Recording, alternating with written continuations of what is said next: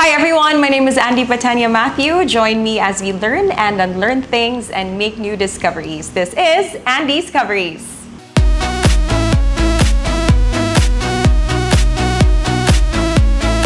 And the comma goes to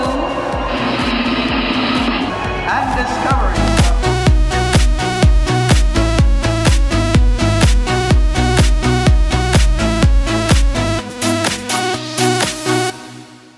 Happy Valentine's Day, everyone. It is the day of love, and love can come in many forms. And every year we feature love stories of unique couples. And this is also actually our second year that we're filming our Valentine's Day episode here at Dubby's Ultimate Burgers, because this business, after all, was also born out of love. In fact, FYI, the term Dubby's came from the term of endearment of the couple that owned this business, and we were able to also witness its growth from its humble beginnings. In fact, we are here at their newest location of their main branch, which is more accessible and visible along the driveway dito sa Dakbayan sa Mandaue. Now, going back to our unique couple for this Valentine's Day episode, we are so delighted to welcome to the show Ron and Aya. Hello! Happy Valentine's Day, lovebirds! So Ron and Aya is a lesbian and gay couple, and they are very proud of their relationship, diba? So unique yun kayo ni ilahang love story, mga kauban. And let's get to know how they actually got to know each other in the first place. Bebe, yun sa man ninyo pagkaila? Actually, ako siya nagtamok-tamok niya. Atong pag Pride Month sa Mandaue. For how long naman mo managuyab? 7 months. 7 months. Yeah. So first time mo nagkita sa Pride Month event? Pride Month, yeah, Mandaue June City. 25 sa Mandaue. So, nakahalo, po lagi ni siya.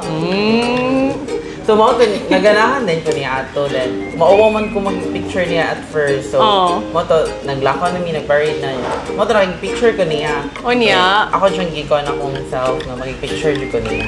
O niya, ikaw Aya, pag first time mong kita ni Ron, naibog na sa bakadayon? Ano sa'yo? Nauwa ko. Nauwa ka, nga naman. Kato may kita balik niya. Pero, na-attract ba ka niya ito nga time? Or marag normal ra? Attract. Nga naman? Naibong ko niya ito before. What do you mean? So, nagkita na mo before sa Pride Month event? Siya, nakakita na siya na ako. Ako kita ko niya. Sabi may Stop na nag-inom. mo siya. So, giyon sa maninyo pag get to know each other formally? Like, giyon sa ninyo pag first chat, first text? Okay. Atong pag human sa Pride Month, pag after sa Pride Month nato ni ko din siya nako kanang nangita siya sa picture na mo if ako bang i-post. So mao to wala man, so iya mang na-click ang follow daw, so na-follow ko niya, mato ko siyang gi-add. Pero ako siyang gigabangon ng chat, pero ganahan na jud ko ato niya at first. Nganong i-follow man ka niya, Aya? Napaslita na sa ito. Sure ba? Napistitan What you Unya?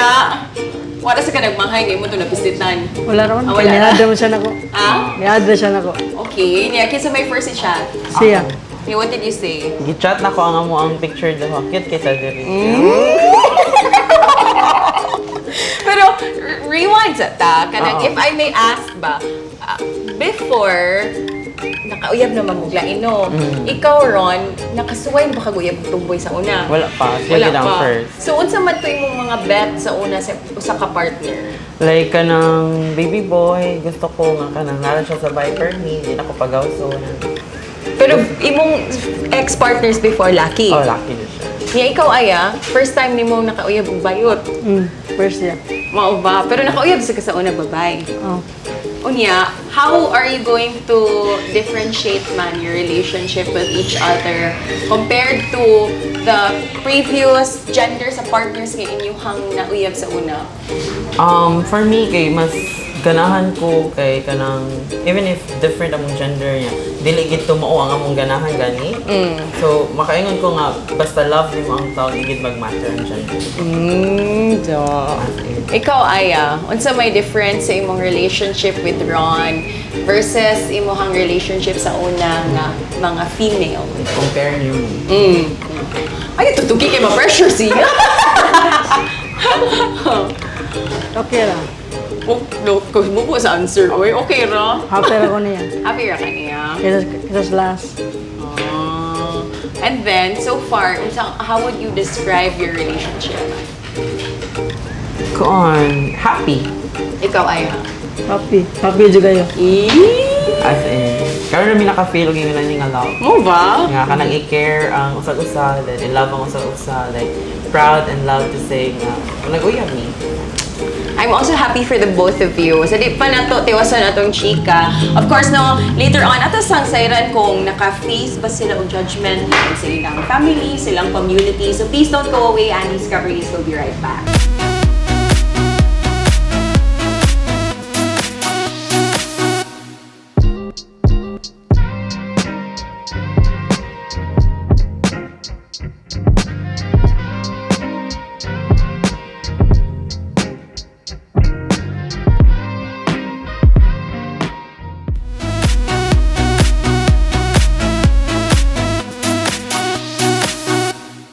Okay, so now let's talk about the reaction of the people around you, no? Ang inyong family, loved ones, friends, ang inyong community, mga marites sa inyong silingan. Unsa man ilahang first impression katong naglantaran na mo sa inyong relationship?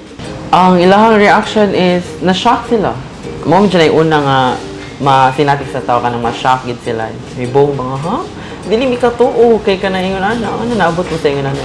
Then ako lang love man ako. Wala ko'y rason nga nung higugma ko niya. Just, love lagi na ko siya. And ganahan ako pa-feel niya nga love din ako siya.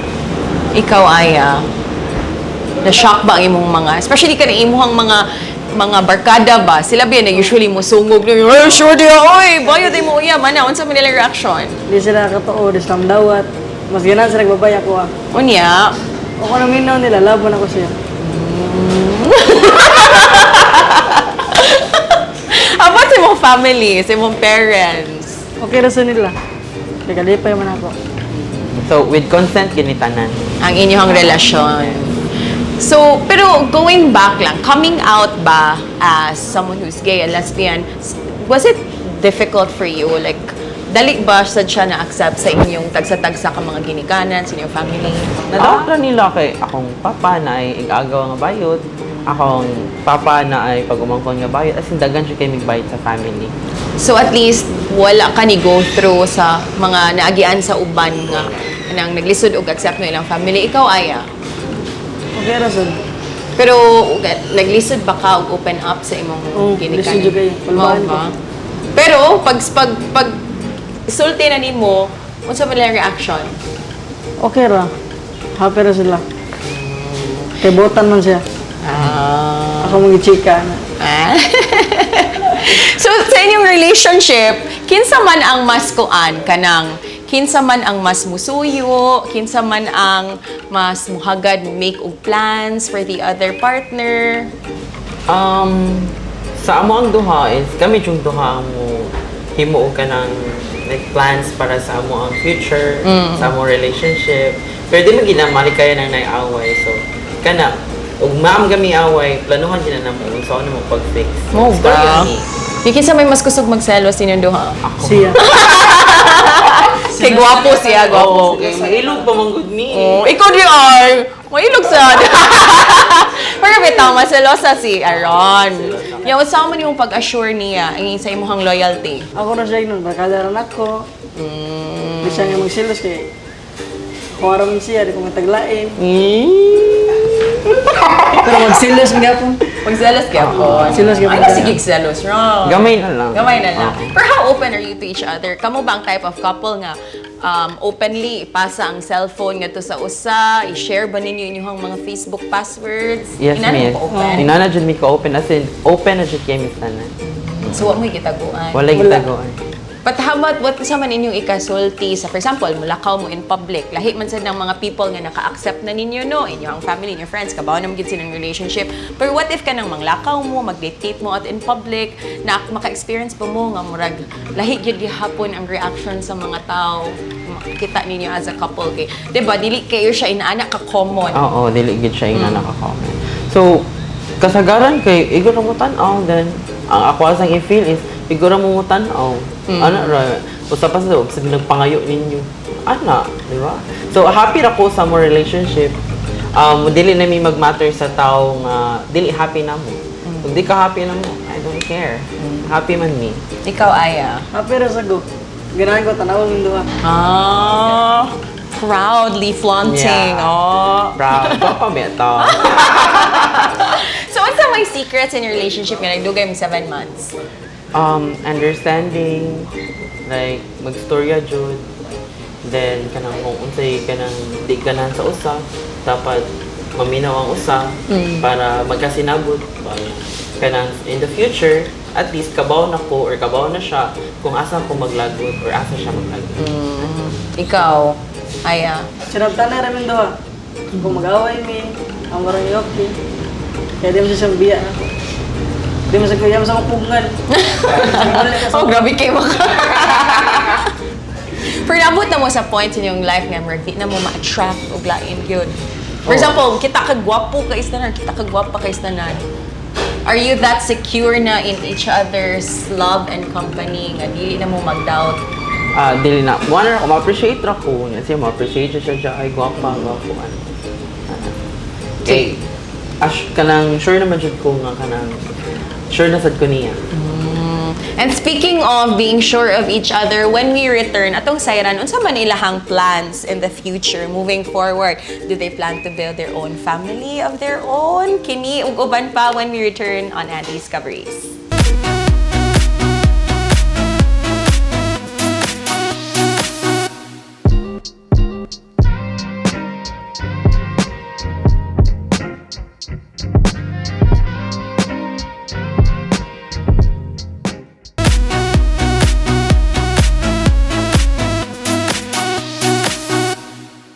And you're still watching Andi's Coveries for our Valentine's Day episode together with Ron and Aya. Ug mao na to akong panghutana. Unsa man inyong plan?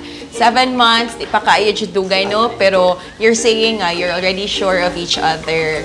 Unsa man inyong plan in the future? Do you plan to build a family of your own? Unsa man hisgutan na ba na ninyo?